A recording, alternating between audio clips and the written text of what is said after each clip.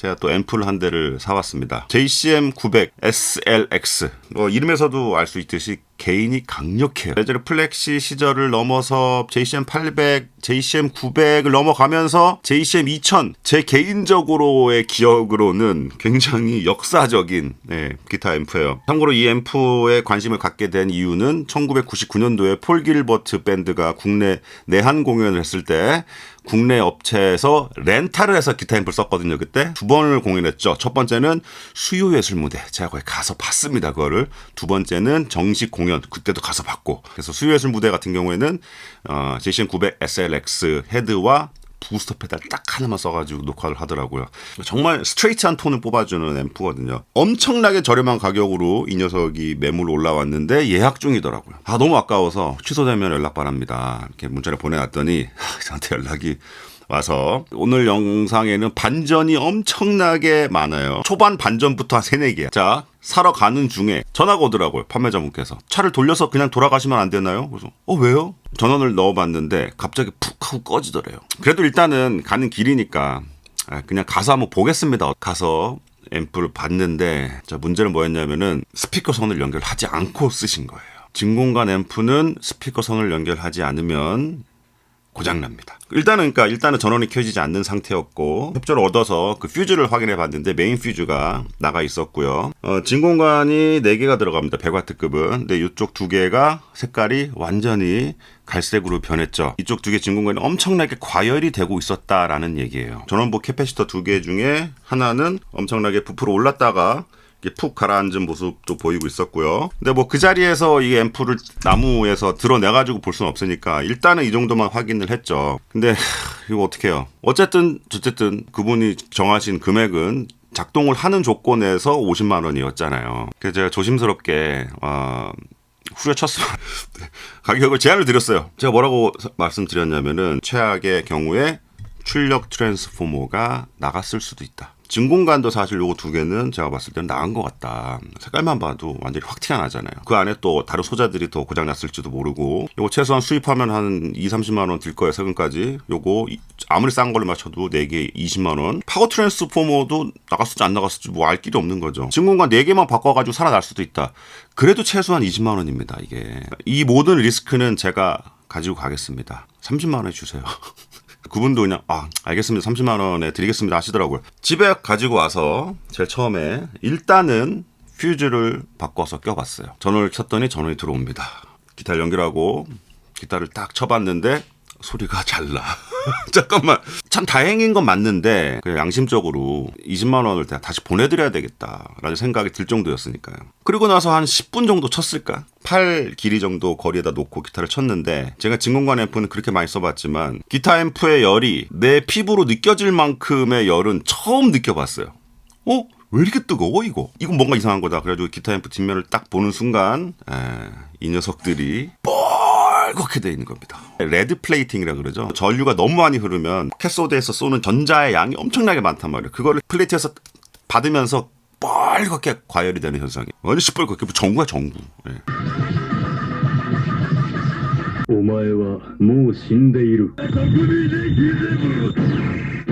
그래서 전원을 끄고 얼른 트랜스포머를 만져봤죠. 보통은 스피커를 연결하지 않고 진공관 앰프를 키면은 가장 크게 데미지를 받는 게 출력 트랜스포머예요. 근데 출력 트랜스포머는 멀쩡하더라고. 아무런 열도 안 나고. 파워 트랜스도 일단 켜졌으니까 문제가 없다 싶었는데 파워 트랜스를 손을 만지는 순간 제가 0.5초도 만지기 힘들 만큼 과열이 되어 있더라고요. 진공관 앰프의 파워 트랜스포머 과열됩니다. 뜨거워져요. 그게 자연스러운 건데 얼마나 뜨거웠냐가 중요하거든요. 미국의 기타 앰프 고치고 만들고 하는 사람들이 잘하는 말이 있어요. 10초 정도 잡고 있을 수 있으면은 그거는 정상적인 열이 나는 거다. 제가 잡았을 때는 거의 10초가 뭐야? 1초도 아니야. 0.5초만. 뜨거워.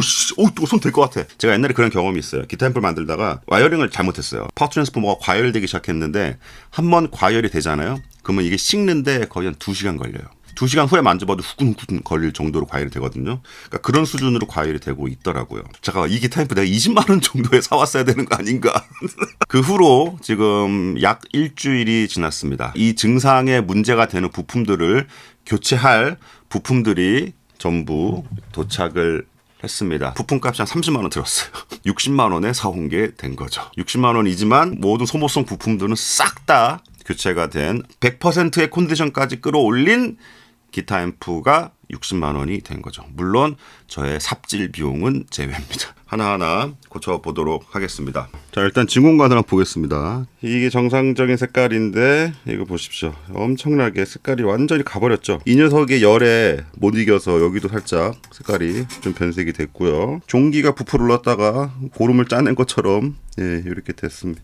일단 눈으로 봐서는 얘네들은 큰 문제가 있어 보이진 않아요. 자, 일주일 동안 진단하면서 좀 알아낸 사실인데 소켓이 지금 굉장히 헐겁습니다. 너무 흔들려요. 이쪽 진공관만 왜 이렇게 과열이 됐을까에 대한 원인을 좀 생각을 해봐야 됩니다. 여러 가지 가능성이 있어요. 가장 흔한 문제는 바이어스, 픽스드 바이어스, 고정형 바이어스의 회로는 그리드 쪽에 마이너스 전압을 넣어줘서 플레이트에서 캐소드로 흐르는 전류를 컨트롤 해줘야 되거든요. 마이너스 48V가 걸려서 그리드로 들어가게 되어 있는데 이쪽 회로에 문제가 있으면은 마이너스 전압을 제대로 만들어주지 못해서 과열되겠죠. 근데 5번, 6번 진공관만 과열이 된 상태잖아요. 이 바이어스 회로 자체가 문제가 있는 것 같지는 않습니다. 일단은. 근데 사실 제가 지금 가장 강력하게 의심하는 부분은 둘 중에 하나예요.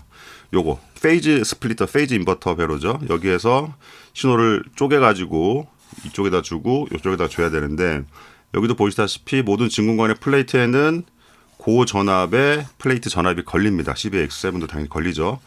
여기서 신호가 증폭이 돼서 어쨌든 만들어져서 이쪽 커플링 캐패시터를 통해서 오프셋을 0V로 맞춘 그 신호만 전달이 돼야 되는데 이 두 개의 커플링 캐패시터가 문제가 있는 경우에 특히 요거 하나가 문제가 생길 경우에는 DC 값이 그대로 넘어가면서 마이너스 전압의 DC 값이 이상하게 섞이는 거죠.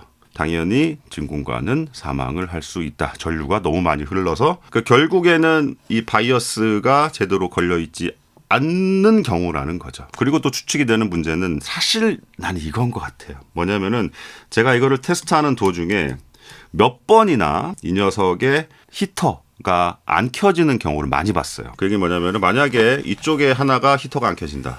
그러면은 하나가 작동을 아예 안 하죠. 사실 이런 걸 실험을 해보진 않았는데 푸시풀 앰프 같은 경우에는 한쪽에 문제가 생겼을 때 반대쪽의 진공관이 나간다고 하죠. 얘가 문제가 있으면은 여기가 문제가 생겨서 고장 나는 게 아니라 반대쪽에서 너무 과한 일을 하게 되는 거죠. 또 한 가지 스피커를 연결하지 않고 사용을 했던 기타 앰프예요. 다행히도 출력 트랜스포머가 아직까지 살아있다는 거는 이거를 연결하지 않고 사용한 시간이 굉장히 짧대요. 어쨌든 그런 과정에서 진공관에 문제가 생겼을 수도 있어요. 여러 가지 가능성을 다 생각을 해야 될 것 같아요. 자, 안쪽으로 한번 보겠습니다. 자, 일단은 굉장히 놀라운 광경이 있어요. 자, 여기 보시면은 PCB에 구멍이 뻥 뚫려 있습니다.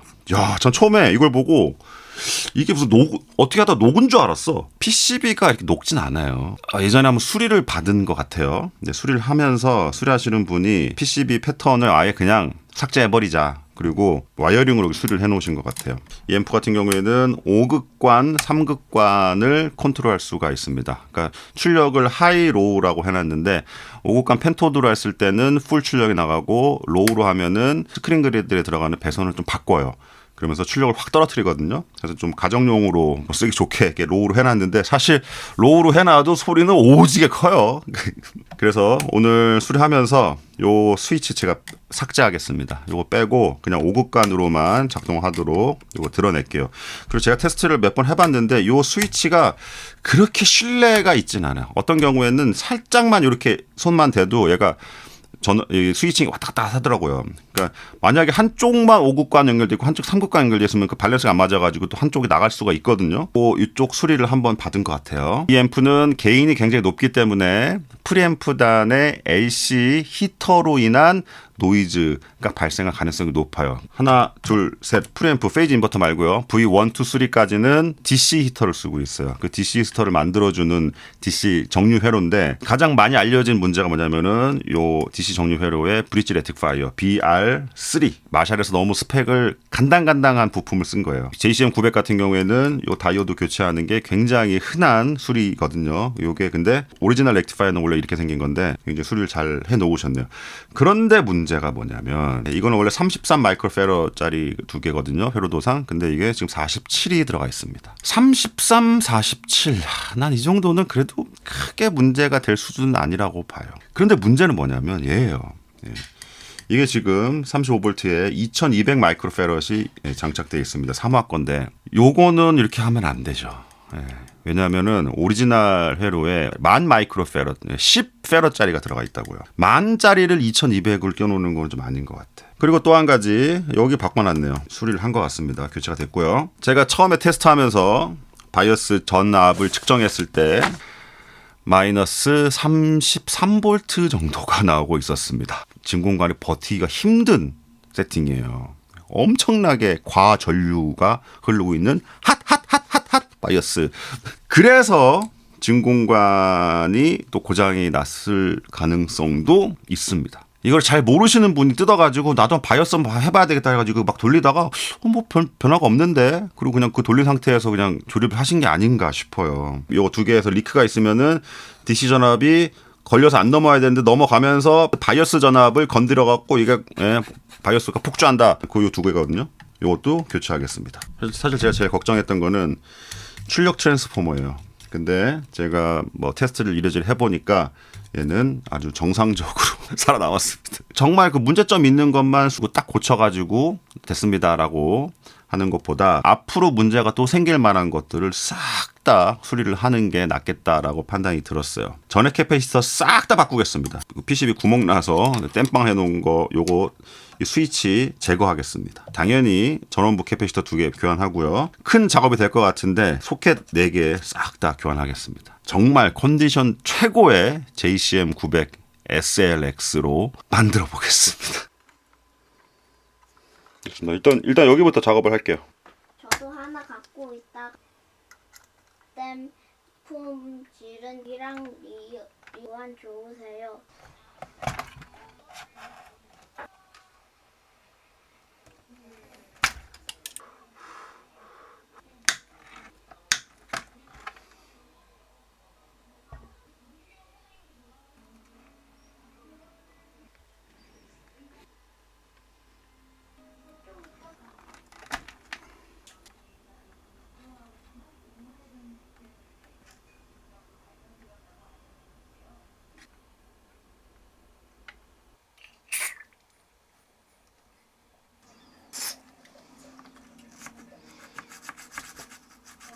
일주일 넘게 흐른 것 같아요. 결국에는 다 고쳤습니다. 교체한 부품들을 한번 살펴보겠습니다. 다른 값이 껴져 있다고 했던 컨덴서 캐패시터들 싹 다 교체를 했고요. 그리고 바꾸는 김에 전에 캐패시터를 싹 다 바꿨어요. 여기서부터 쫙 다. 여기 두 개를 제가 일반적인 컨덴서 생각하고 그냥 구매를 했는데 여기가 잘 보니까 무극성 컨덴서 캐패시터를 씁니다. 결국에는 무극성 캐패시터를 다시 구매를 해서 이렇게 장착을 했는데 이 회로가 도대체 뭘까라고 자세히 살펴봤더니 재밌습니다. 요 두 녀석의 전원 공급 회로 15V 마이너스 15V 양전원 회로죠.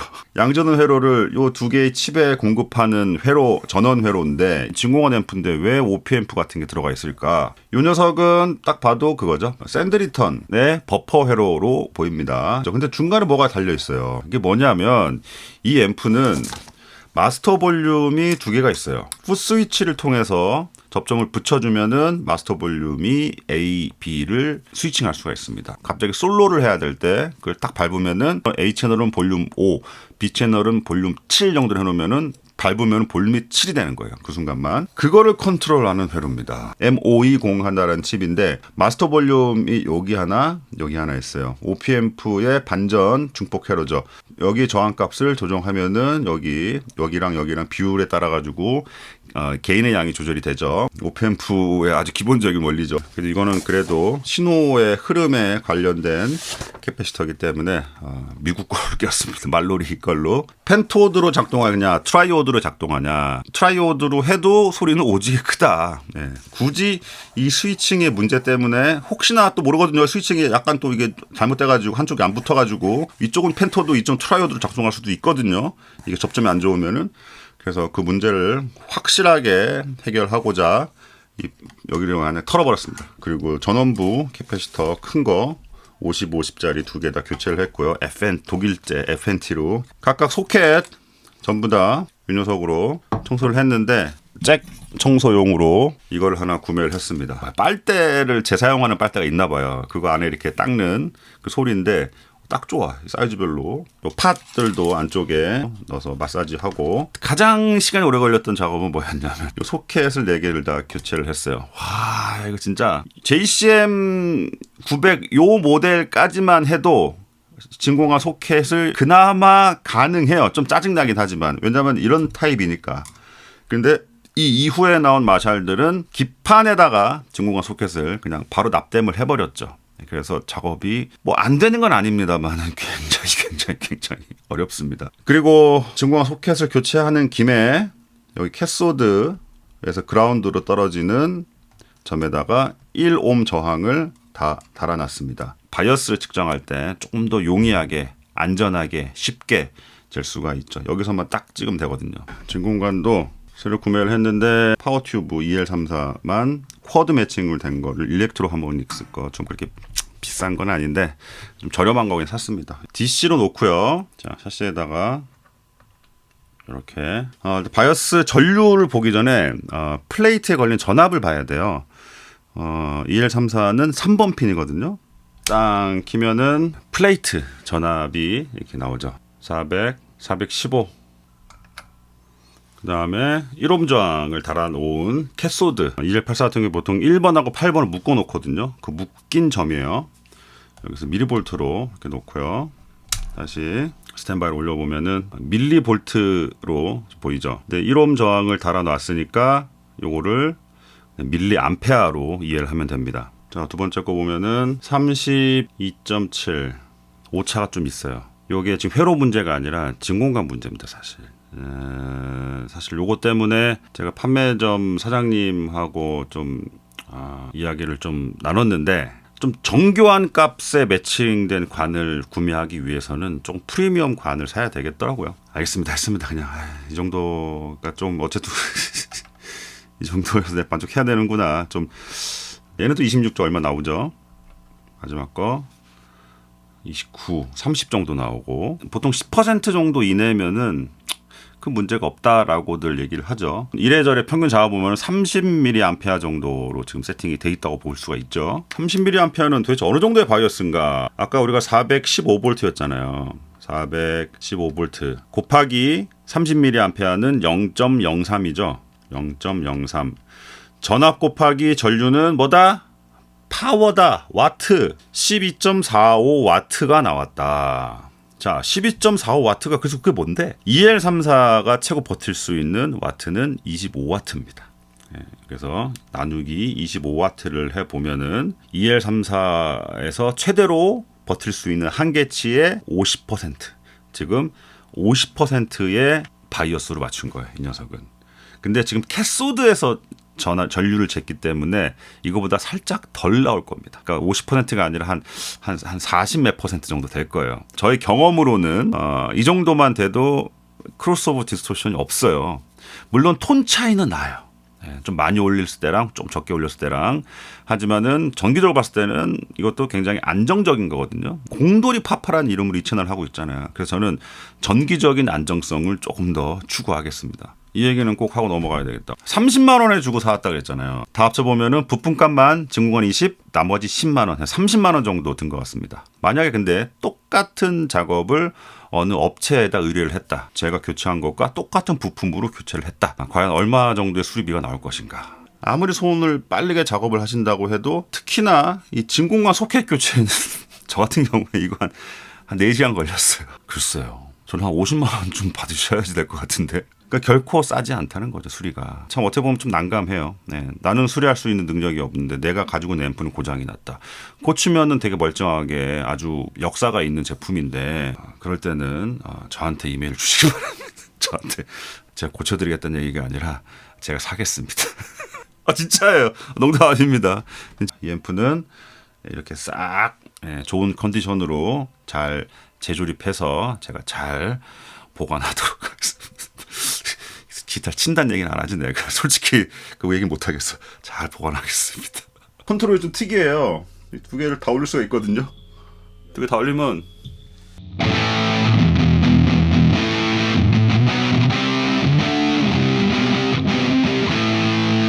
자, 저 중고등학교 때 합주실 가서 들었던 JCM 900 소리예요. 맞아. 내 기억이 난다. JCM 800 많이들 좋아하시죠? 딱 이유가 있어. JCM 900 넘어오면서 개인량이 상당히 늘었는데 그 개인을 다 올리면은 소리가 굉장히 봉봉봉봉봉봉봉봉 거려요. 개인을 조금만 낮추면은 JCM 800이랑 소리가 되게 비슷하거든요. 지금 둘 다 한 12시 정도로 놓고 마샬 특유의 살짝 날선 소리.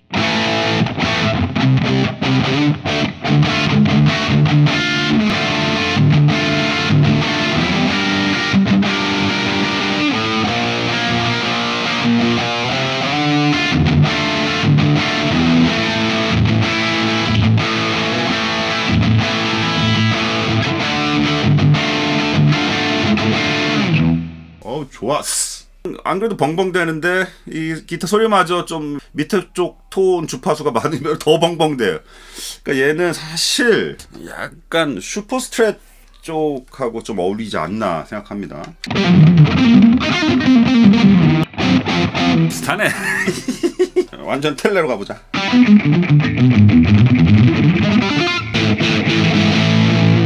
텔레가 어울리네.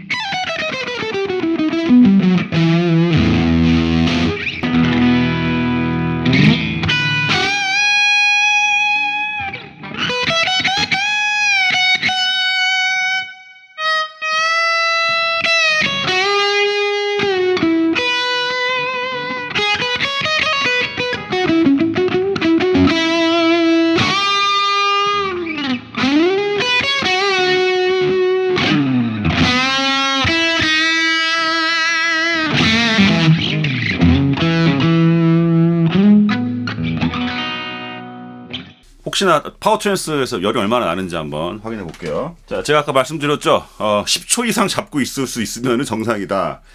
이쪽이 파워 쪽이거든요. 여기는 출력이고 출력 쪽은 아직 차가워요. 예. 파워 쪽 1, 2, 3, 4, 5, 6, 7, 8,